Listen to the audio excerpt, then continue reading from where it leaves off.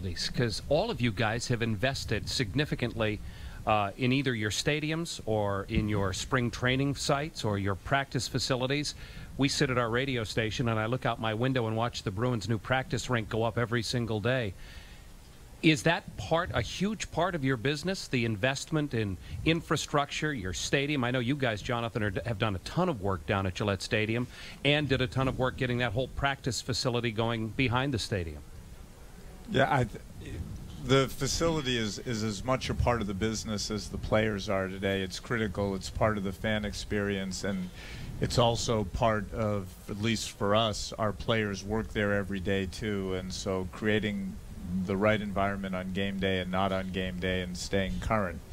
And as somebody that grew up in the town, I think for us, as we've looked at Gillette, we knew when we opened it 13, 14 years ago, it was going to be a constant process of reinvestment, and we've probably put over $100 million into it since it opened, and I think people think of it as new.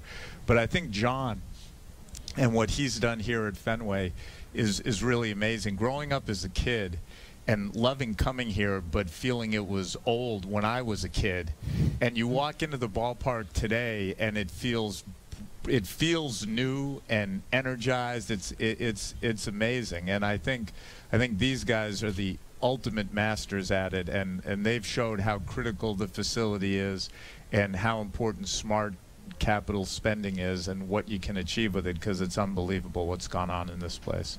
John, when you came to town, did you think you were going to ultimately have to build a new stadium here? Or was your plan always to try to do as much to refurbish this one as you could? That was our plan, but we had to make sure that Fenway was structurally sound. So it took actually years of engineers working with us to determine what we could and couldn't do here. And so we were very fortunate to find out. Well, actually, not so fortunate, I guess, in one respect. We had to invest, I don't know, $50 million in waterproofing and just structural things you wouldn't see to make it last. But it was absolutely the right decision, and thank you for your comments, because it's been really an incredible treat to be able to be involved in that, and you know, especially as we go around the different ballparks, we come back to Fenway. It's really a special place. But that being said, we see new ballparks. We see Gillette go up, and what can be done there. And I tell you, when Larry and Tom and I go to Gillette, we have a sense of awe at what they built down there. I mean, it's beautiful, beautiful.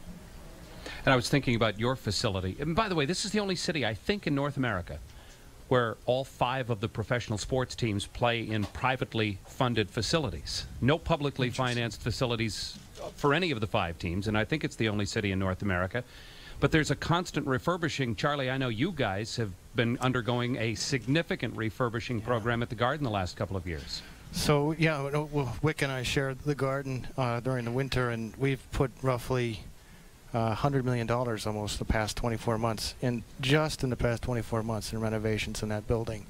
It's kind of hard to believe that we're coming up on our 20th anniversary for the building of the TD Garden, and to honor her properly, we've redone floor-to-ceiling concourses on level 4, and we'll be finishing level 7 before the season begins in October.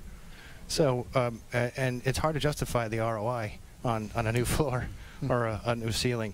At least it's a lot harder than maybe putting a new center-hung scoreboard or some Daktronic boards up. But listen, it's about customer experience, and I'm sure Jonathan and I hope Wyc will agree with me on this, and John, I think, will concur that it's really about the customer experience, and from sort of parking your car to the time that you can return to your car, making sure that that's the best possible for our customers when they come and our fans and watch our games. Yeah, we're excited about all the renovations that the Jacobs family and Delaware North is putting into the Garden. We're glad to be part of it, and really love playing there, and it's setting up for a good long run, and we're really excited. Do you think, guys, do you think it's a factor for your players? Do players ever mention the facilities? And to the second part of that question is, Have you ever heard something from a player where you say, that makes a lot of sense?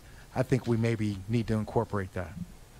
There's definitely an arms race in the NBA going on with new practice facilities, and so we're looking at our own, and we're deep into plans at a couple of different sites to figure out where we want to be. But that's definitely going in the NBA, and with the NBA in particular, trying to recruit that marquee free agent, you've got to have everything in order. And I think the first thing they talk about, or way up there, is the fans. But you know, you've got to have everything, the facility, the game night facility and the training facility in good shape as well.